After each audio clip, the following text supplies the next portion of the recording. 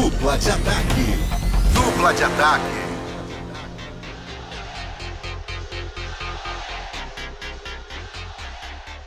E aí, galera, bem-vindos a mais um Dupla de Ataque. Toda semana eu e PVC batendo uma bola aqui nessa tabelinha no canal do Futebol Globo CBN. Aliás, você já se inscreveu no nosso canal, porque tem Dupla de Ataque, tem as nossas transmissões. Pois é, todos os jogos transmitidos aqui no Futebol Globo CBN, Rio e São Paulo, também estão aqui no nosso canal. Então já se inscreve, youtube.com/Futebol Globo CBN. Aproveita, ativa as notificações, porque aí você fica por dentro. Toda semana você recebe também as notificações do Dupla de Ataque, também, claro, das nossas transmissões, de tudo que a gente produz aqui no canal do Futebol Globo CBN. Já curte esse vídeo, já compartilha, deixa seu comentário também, tiver alguma opinião, comenta, espalha para todo mundo, compartilha com geral e vamos rolar a bola para essa Dupla de Ataque de hoje.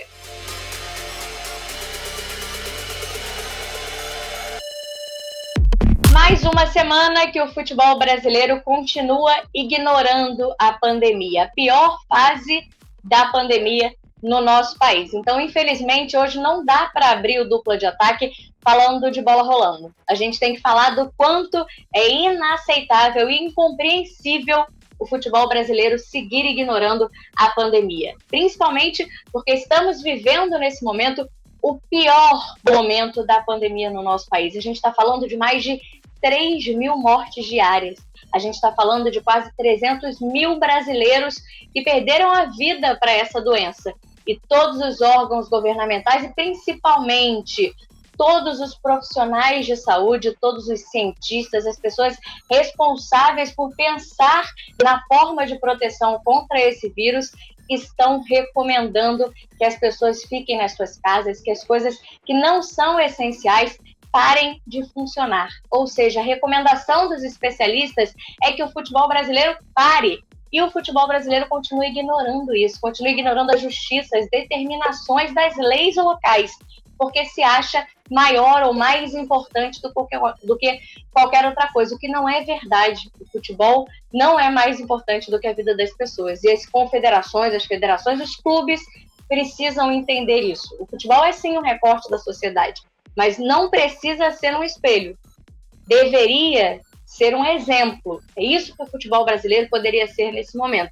Um exemplo para as pessoas que não é momento de aglomerar, é momento de se isolar, é momento de evitar ao máximo sair de casa se não for necessário, e não é isso que o futebol brasileiro está fazendo. A gente viu a CBF numa nota oficial, junto com os clubes e com as federações há algumas semanas, dizendo que o futebol ajuda e não atrapalha, não contribui com a propagação da pandemia, o que não é verdade. Dito pelos especialistas e pelo que nós vimos também da quantidade de aglomerações que foram feitas por causa do futebol, seja para receber clubes, seja para comemoração de títulos, para assistir a partidas em bares e restaurantes, o futebol promove sim aglomerações e prejudica no combate à pandemia, ajuda a propagar o vírus. E é isso que o futebol brasileiro tem que parar de ignorar. Não dá mais para a gente fingir que está tudo bem o futebol continuar no momento como o que nós estamos vivendo e que não tem nenhuma responsabilidade sobre isso. Não dá mais para a CBF bancar aquela nota oficial, nem os clubes, nem as federações precisam proteger os seus atletas, inclusive as suas famílias que estão sendo colocadas em risco nesse momento. E a gente não vê ninguém se mobilizando nesse sentido. Pelo contrário, estamos vendo as federações tentando a qualquer custo realizar jogos de futebol em cidades que estão com lockdown, com fases roxas, vermelhas decretadas. Isso não dá mais para ser aceitável. É claro que a gente ouve depoimentos de jogadores como o Marcão, o goleiro do Sergipe, para quem acompanhou, né, ele fez um desabafo falando sobre os jogadores da Série B que não recebem salários milionários e que têm medo de uma paralisação ficarem sem receber, passarem necessidades. Nenhum jogador tem que fazer essa escolha. Não é dever do jogador ter que escolher entre sobreviver sem passar fome, sem morrer de fome, ou sobreviver sem se contaminar com a Covid. Ele não tem que escolher ou morrer de fome ou morrer de uma doença que está vivendo seu pior momento no país. Isso está errado, sim, e é claro que sensibiliza demais ouvir essa declaração, mas o problema está no apoio ou na falta de apoio da federação, dos clubes e da CBF. Quando a gente teve a paralisação lá no início da pandemia, que não era nem metade do problema que nós estamos vivendo hoje, e paralisamos o futebol, a CBF ajudou os clubes. Os clubes da Série D receberam R$120 mil, e a gente viu essa ajuda, acompanhei de perto o futebol feminino, que recebe muito menos investimento até do que a Série D. os clubes que realmente cuidaram das suas atletas e os que não fizeram isso. Esse é o problema, esse é o papel da CBF. Nesse momento, entender que o futebol precisa parar, precisa dar um recado importante e cuidar dos seus atletas. A entidade é milionária. A CBF tem condições de ajudar os clubes e os jogadores para que ninguém passe necessidade e, principalmente, não precisem ter as suas vidas colocadas em risco. Então não dá hoje para abrir o Dupla de Ataque falando do futebol brasileiro sem fazer o nosso papel de jornalista e dizer o quanto é absurdo, o quanto é inaceitável que a gente continue tendo bola rolando, que os nossos atletas não estejam protegidos e que o futebol esteja dando esse recado terrível para a sociedade. Com o Campeonato Paulista vai, não vai, para, não para, o clássico da semana, você vai dizer que não é clássico, mas é lá seu clássico. Eu lembro de Léo Batista dizendo meio clássico Bangu e Fluminense. Meio clássico é igual meio grávida. Mas era assim, porque o Bangu tem 2 títulos cariocas em 33 e 66. Mas uma infinidade de decisões contra o Fluminense, adversário desse sábado, no estádio Newton Santos. O Bangu foi campeão em 33 contra o Fluminense. O Bangu foi vice-campeão em 51, numa decisão contra o Fluminense, 1-0, gol de Tele Santana. O Bangu foi vice-campeão em 59, numa decisão contra o Fluminense. O Fluminense que tinha Castilho, Jair Marinho, Pinheiro, Clóvis e Altair, Edmilson e Paulinho, Maurinho, Tele, Valdo Escurinho, dirigido por Zezé Moreira. Depois o Bangu foi vice-campeão em 64, contra o Fluminense de Elba de Pádua Lima, o Tim, técnico daquele Flu, e o Fluminense e o Bangu começava a montar o time que seria campeão carioca de 66. Depois, em 85, o Bangu seria campeão se empatasse o jogo que perdia por 2-1 para o Fluminense, e no último minuto, o Zé Roberto Reit, árbitro declaradamente tricolor, deixou de marcar um pênalti de Vica do Fluminense sobre Cláudio Adão do Bangu. O Bangu podia ter sido campeão, mas foi vice de novo e contra o Fluminense. É clássico pela história de decisões ou não é clássico?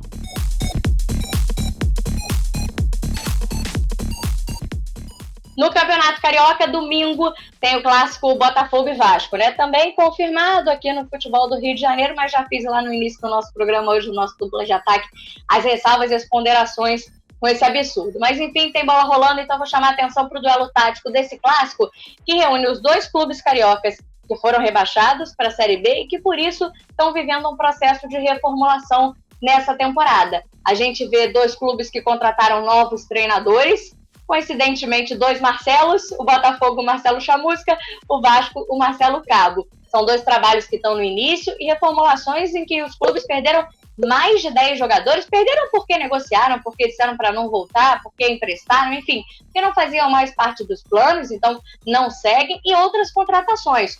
Se por um lado o Botafogo contratou 10 jogadores, 7 já até estrearam, o Vasco, por enquanto, oficialmente tem 3 que já estrearam, que já fizeram partidas com a camisa do Vasco. Contratou um pouquinho menos, mas estão nesse processo os 2 clubes de reformularem o seu elenco, pensando principalmente na Série B, evidentemente. Mas o Campeonato Carioca vai ser justamente essa fase de adaptação, de amadurecimento do elenco. É por isso que esse clássico eu acho que dá um peso, uma oportunidade de nivelar, de fazer uma análise bacana aos 2 treinadores, de terem ideia de como está competitivamente cada equipe. É claro que ainda é cedo, né? A gente está no início do Campeonato Carioca, mas de qualquer forma já dá um norte, já dá para ver o que está dando certo, o que precisa muito melhorar.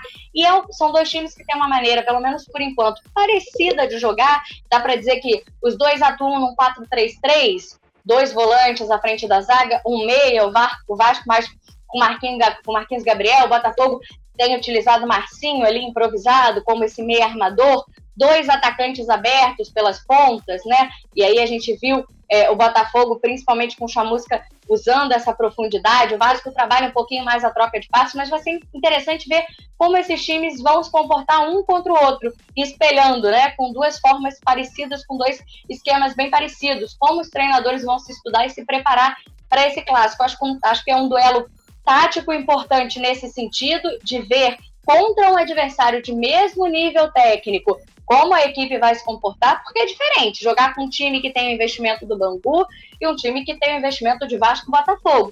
As 2 equipes sabem disso, né? Serão adversárias na Série B tem 4 vagas para chegar à Série A, e eles querem estar entre eles. Então, evidentemente, Botafogo e Vasco querem estar entre essas 4 vagas, nessas 4 vagas. Então, necessariamente, vão disputar entre si também na Série B. Acho que é uma boa partida para a gente entender, sim, em que nível o Botafogo está, em que nível o Vasco está, para dar, independente de quem vencer a partida, mas para dar aos treinadores algumas respostas importantes para a sequência dessa temporada.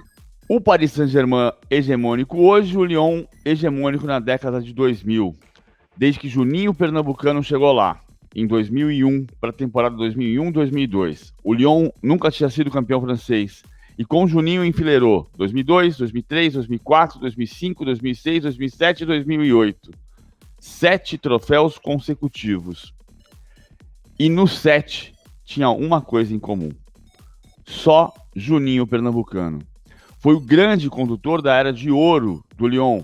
E hoje, como diretor esportivo, ele tenta ser o condutor da reação do Lyon, que disputa o título com Lille e Paris Saint-Germain.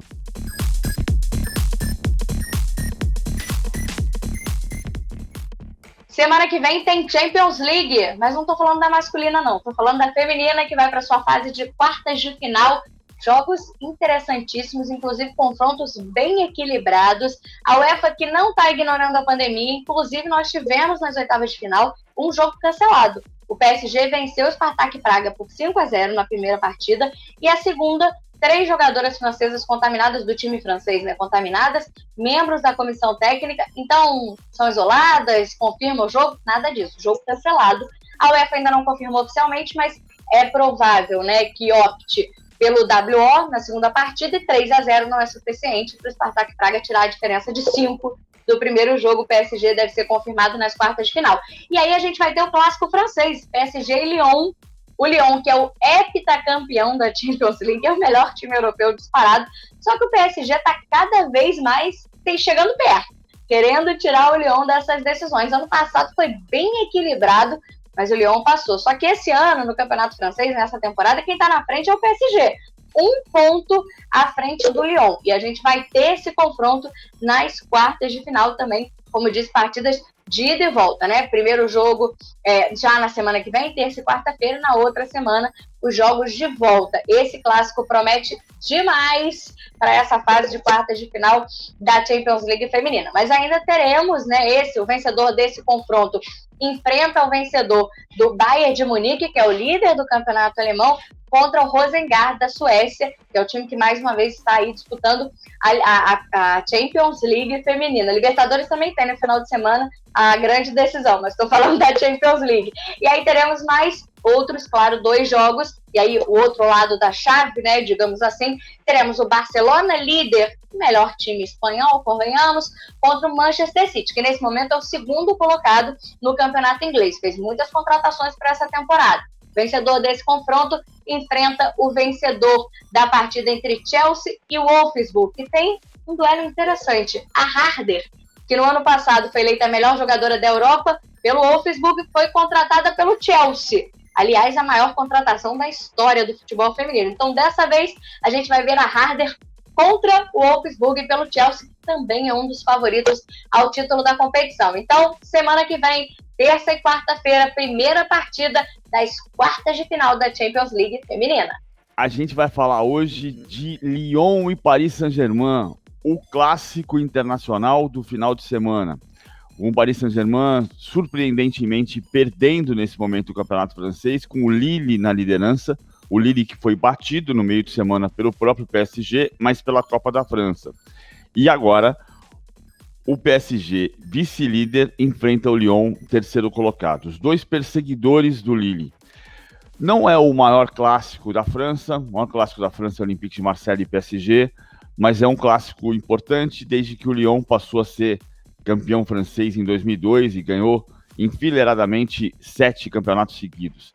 E depois o Paris Saint-Germain passou a ser hegemônico na década seguinte, com os títulos de 13, 14, 15, 16, 18, 19 e 20. Perdeu o título de 17 para o Mônaco nesse período.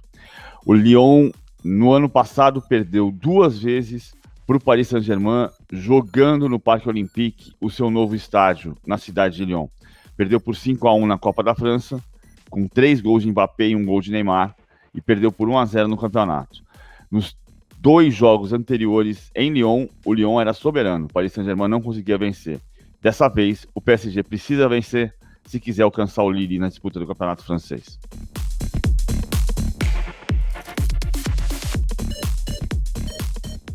Já dei uma antecipada no assunto, porque, claro, vamos falar de decisão da Libertadores já no próximo domingo, e teremos o América de Cali nessa decisão. É o time que eliminou o Corinthians. Nos pênaltis, o favoritaço ao título da competição caiu para o América de Cali. É um time que já vem há alguns anos investindo no futebol feminino, foi o 3º colocado, justamente na última edição, sendo eliminado pelo Corinthians. Repetiu o confronto, mas dessa vez deu o América de Cali.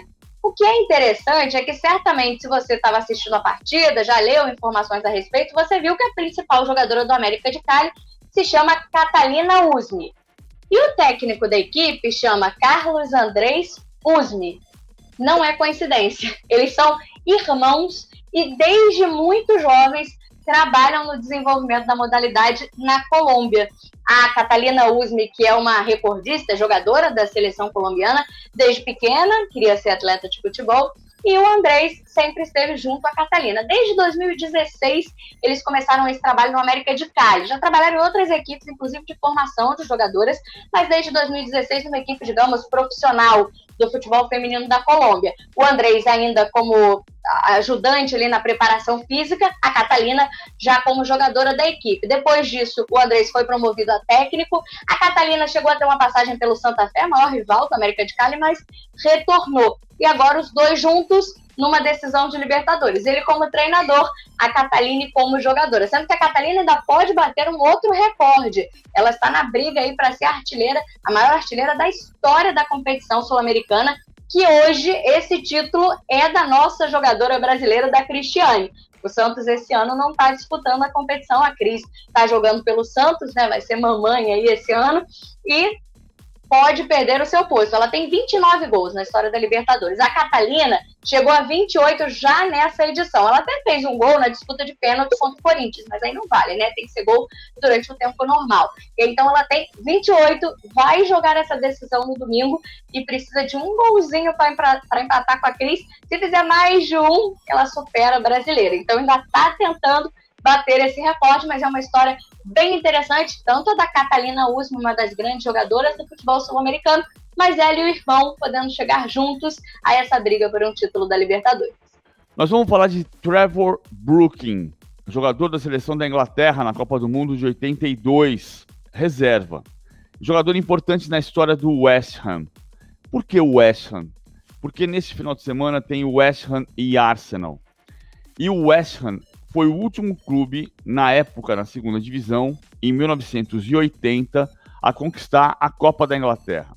Numa final contra o Arsenal, que tinha tradição de perder jogos aparentemente simples. Perdeu a Copa da Liga para o Swindon Town em 69, perdeu a Copa da Inglaterra para o West Ham por 1-0 na decisão de 1980. Gol de Trevor Brooking. Era um pontinha à esquerda arisco, cortava para dentro, batia de pé direito também, sabia fazer gols, mas não era um jogador extraordinário. Era um daqueles atacantes de rapidez do futebol inglês, do kick and rush, da bola longa para disparar em velocidade. Depois do West Ham ganhar do Arsenal a final da Copa da Inglaterra de 80, nunca mais um time da segunda divisão ganhou a Copa da Inglaterra. Hoje o West Ham está na primeira divisão, em 5º lugar, e disputando a 4ª colocação com o Chelsea. Ou seja, o West Ham pode ir para a Champions League pela primeira vez na sua história. Curiosidade, o West Ham é o time da zona leste de Londres. Quando você chega no final do metrô, lá no leste, você pode escolher para o East Ham ou para o West Ham. Por isso que é o West Ham, embora não seja da zona oeste. Zona oeste é o Chelsea, zona leste o West Ham. Valeu, PVC. Espero que vocês tenham curtido também. Você aí que está acompanhando a gente do outro lado da telinha tenha curtido também o Dupla de Ataque de hoje. Gostou, né? Então faz o seguinte, curte aqui também, dá aquele like, compartilha, espalha para todo mundo que toda semana tem Dupla de Ataque aqui no nosso canal do Futebol Globo CBN no YouTube. Aproveita e se inscreve, manda todo mundo se inscrever também. youtube.com/Futebol Globo CBN. Se inscreve no nosso canal, ativa as notificações, porque aí você já fica por dentro, toda semana recebe as nossas atualizações, agora as transmissões esportivas por aqui também, além do Dupla de Ataque, você acompanha todas as nossas transmissões, ou seja, não dá para perder, né? Já sabe tudo que você tem que fazer. Vou até repetir, curte, compartilha, comenta, ativa as notificações, se inscreve no nosso canal, tudo isso que você já sabe, porque semana que vem tem mais Dupla de Ataque. Bom final de semana para você, tchau, tchau!